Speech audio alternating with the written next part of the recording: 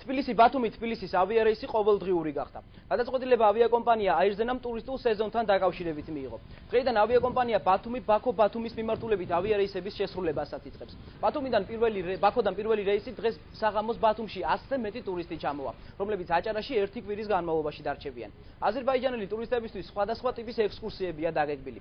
ბათუმის ავიარეისი კვირაში 3 ჯერ, ორშაბათს, ოთხშაბათს და შაბათს შესრულდება. 21 ივნისიდან კვირაში 2 ჯერ ბათუმი-მოსკოვის ავიარეისი შესრულდება. 5 ივნისიდან დაიწყო ბათუმი-თელ-ავივი-ბათუმის რეისების შესრულება. 3 რეისით თელ-ავივიდან ბათუმში 350 ტურისტი ჩამოვიდა. ტურისტულ სეზონთან დაკავშირებით კიდევ ერთი სიახლეა. კიევი-ბათუმი ყოველდღიური გახდება. ბათუმში ჩამოსულ ტურისტებს საშუალება აქვს ბათუმიდან 2 საათის სავალზე ახალი კურორტი ანაკლია მოინახულონ. სტატისტიკური მონაცემებით მხოლოდ ერთი კვირის განმავლობაში აღნიშნული რეისებით აირზენამ 750 ტურისტი ჩამოიყვანა.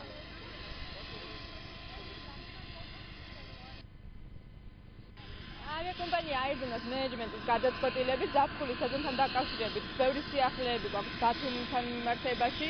კონკრეტულად თბილისი-ბათუმი-თბილისი შესრულდება ყოველ დღე. ამას გარდა ბათუმიდან დავამატეთ რეისები თელ-ავივის მიმართულებით. დღეს ბაქოს პრეზენტაცია გვაქვს 21-ში ვექნება მოსკოვი. ასევე ივნისის მეორე ნახევრიდან ვფიქრობ დავნიშნოთ ბათუმი-თეირანის მიმართულება, ხოლო კიევი, რომელიც ისედაც სრულდებოდა კვირაში 3 ჯერს, ყოველდღურად სრულდება. ბათუმში ჩამოსვლა ხშირად მიწევს, თუმცა თვითმფრინავი ზღვისპირა ქალაქში დღეს პირველად ჩამოვფრინდი. ეს არის გადაადგილების ძალიან კომფორტული საშუალება. მიხარია, რომ საქართველოს მოქალაქეებს ჩვენი ქვეყნის სტუმრებსა და ვიზიტორებს საშუალება აქვთ ბათუმში დაახლოებით 40 წუთში ყოველგვარი პრობლემების გარეშე ჩამოფრინდნენ.